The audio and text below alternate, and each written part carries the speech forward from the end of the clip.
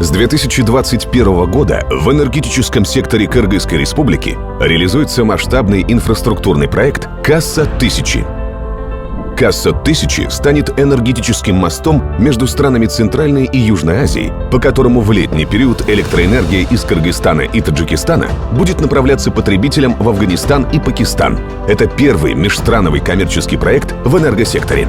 «Касса-1000» — это модернизация существующих и строительство новых объектов энергетической инфраструктуры Кыргызской Республики. Строительные работы ведутся в Баткенской, Ошской и Джалал-Абадской областях. Проект реализует ОАО «Национальная электрическая сеть Кыргызстана». Подрядчиком выступает турецкая компания «Митаж». По территории Кыргызской Республики будет проложена линия электропередачи 500 киловольт протяженностью 456 километров.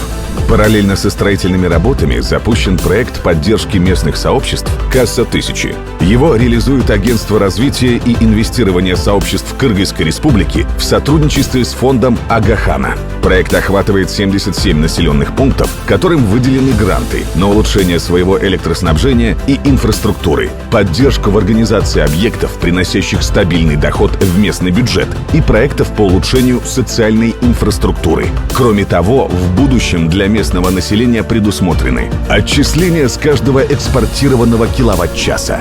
По завершении строительства Кыргызская Республика будет ежегодно получать доход порядка $100 миллионов от экспорта электроэнергии и займет значимое место в системе энергобезопасности всего региона. «Касса-1000» — новый импульс развития Кыргызской Республики.